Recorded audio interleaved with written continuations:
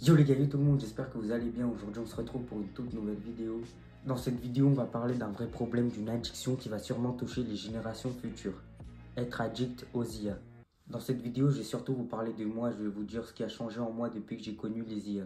Vu que dans cette vidéo je vais plus vous parler de moi, le titre de la vidéo sera plus être addict à ChatGPT, car c'est l'IA que j'utilise le plus souvent pour n'importe quoi en fait.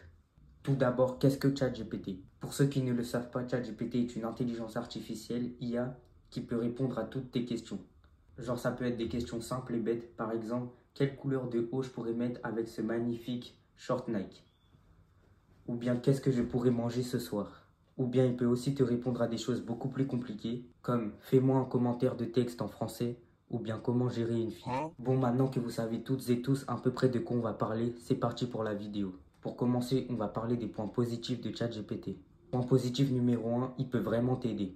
Genre il y a quelques temps, je devais aider ma mère pour prendre un rendez-vous pour renouveler son passeport.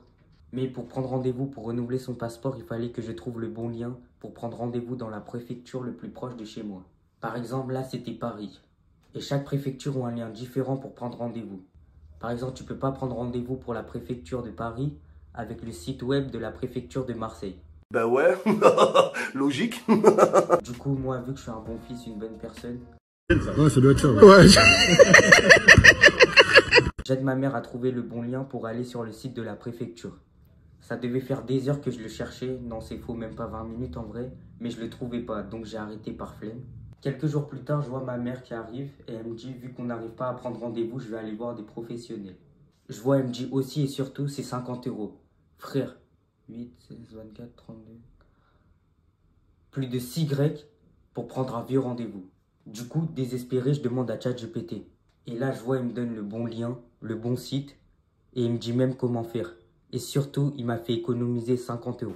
J'hésitais à en faire un business, mais moi, ça serait pas 50 €, ça serait 300 €. En plus, vu que c'est ChatGPT, vu que c'est un truc connu quand même, je pense pas qu'il va te donner le site, par exemple, des arnaqueurs, tout ça. S'il serait pas sûr de la fiabilité, je pense qu'il t'aurait dit non, désolé, je peux pas faire ça, ou un truc comme ça. Ou il t'aurait peut-être juste donné des conseils pour trouver le bon site, mais il t'aurait pas mis le bon site direct. Bon, finalement, j'ai que vous parler d'un seul point positif, mais il y en a plein d'autres. Maintenant, parlons un peu des points négatifs. Déjà, depuis qu'il y a ChatGPT, je ne fais plus rien par moi-même.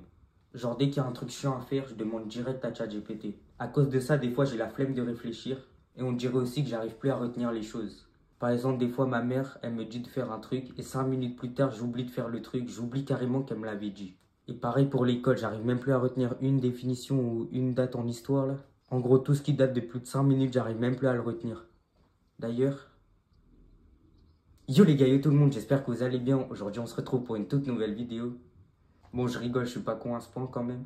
Tellement j'utilise ChatGPT, la bannière de ma chaîne YouTube, les miniatures des vidéos, la description de ma chaîne YouTube et même la photo de profil de ma chaîne YouTube, c'est ChatGPT qui me les a fait. Ensuite, comme autre point négatif, ChatGPT vole le métier de plusieurs personnes. Par exemple, les personnes qui font des miniatures pour les gros YouTubeurs. Aujourd'hui, ChatGPT fait des miniatures moins pour des personnes professionnelles, mais je pense que demain, il va faire comme eux, voire mieux. Donc ça va leur enlever leur métier. Et enfin, un autre point négatif que je viens d'apprendre récemment, quand tu utilises ChatGPT, c'est comme si tu utilisais un demi-litre d'eau, donc ça pollue de baiser. Mais pourquoi ça pollue, vous allez me dire? D'après ce que j'ai trouvé, c'est parce que ChatGPT, il a toutes les informations de Google. Et quand tu lui poses une question, bah, il cherche vite la réponse à ta question. Et bah, quand il fait ça, ça chauffe les PC. Et du coup, il faut refroidir les PC. Voilà ce qui pollue. Normalement, quand vous verrez la vidéo, j'aurai arrêté d'utiliser ChatGPT pour n'importe quoi. Ouais, ça doit être ça. Ouais. Quand je tourne la vidéo, nous sommes le samedi 26 avril, soit 2 semaines avant qu'elle sorte. Malheureusement, je ne peux pas arrêter complètement ChatGPT parce que j'en ai toujours besoin pour les miniatures, des idées de vidéos, tout ça. Mais normalement, quand vous verrez cette vidéo, vous pourrez arrêter d'utiliser ChatGPT pour n'importe quoi. Pour conclure, les IA, c'est bien, des fois, ça peut vraiment t'aider. Mais c'est à utiliser avec modération. Genre, faut pas l'utiliser pour tout et n'importe quoi.